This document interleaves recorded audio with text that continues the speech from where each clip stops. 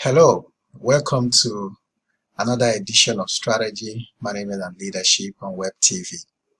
I hope your week was good. Well, we love God to thank God that somehow, we're all making through.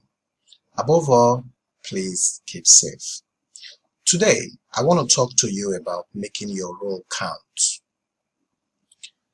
It doesn't matter whatever level that you are in. You need to make your role count. What do I mean? You need to make your role count towards an accomplished objective, or towards achieving an accomplished objective, or towards accomplishing the completion of a task or the fulfillment of a service. So how do you make your role count in these times? There are a number of thoughts out there. So all I want to do is share a few tips of how you could make your role count in wherever you find yourself. Number one, you need to understand the purpose of your role.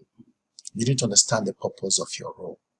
If I understand the purpose of my role, let's assume in a group setting, then I am also able to deliver on what that general objective is all about. So, do I understand the purpose of my role? If I have a good understanding of the purpose of my role, I will not be in conflict with myself of what is expected of me to deliver. That's number one. Number two, I should also make others, let's assume I'm in a team, I should also make others understand the purpose of my role or what my role is all about. Because when other people in a team, for example, or in the office understand what my role is all about, it's easier for us to get a common goal accomplished. Our conflicts, not that it will not arise, conflicts will arise, but it will be conflict that are constructive and productive. We're able to quickly understand what each other's roles are and we're able to deliver. That's number two. Number three, I also need to understand the bandwidth of my role. What do I mean by the bandwidth of my role? I need to understand to what extent, what is the length, the breadth, the height of my role? What is it supposed to cover? What's the capacity of what my role is supposed to cover? How many people am I supposed to lead? Or what is the amount of resources do I have available to me for me to help in delivering that objective or seeing that service successfully delivered? So that's important for me. So if I know this, every time I am playing my role towards accomplishing a set objective, I'm able to successfully use that understanding of the bandwidth to deliver my part of that goal.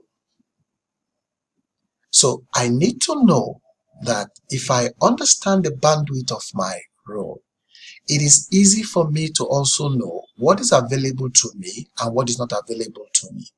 It is also able to make other people in that goal that we want to achieve, who are also working towards that goal, to understand what I'm expected to do. Another thing that will help me in delivering is to make others understand what my expectations are. If I am performing a particular role and I don't have an expectation, a personal expectations of that role, then something is wrong with me. How do I measure my performance? How do I measure my effectiveness?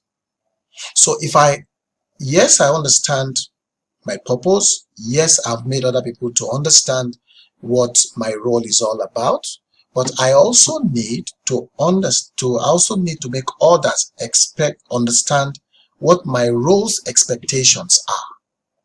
So that's one thing I need to do. Another thing I need to do is to communicate clearly.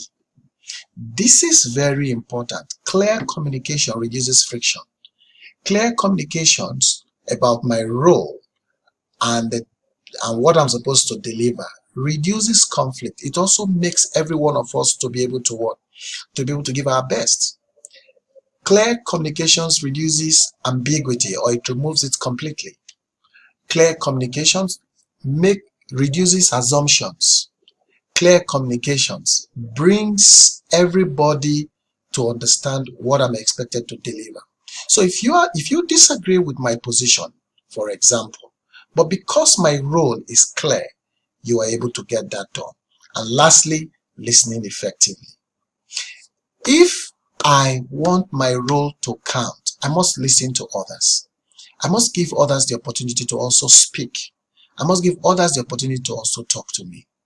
I must listen to their ideas so that my role can count, so that whatever input I'm supposed to add towards the accomplishment of that goal will count.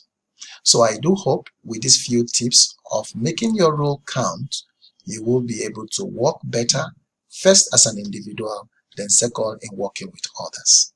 Have a wonderful week ahead.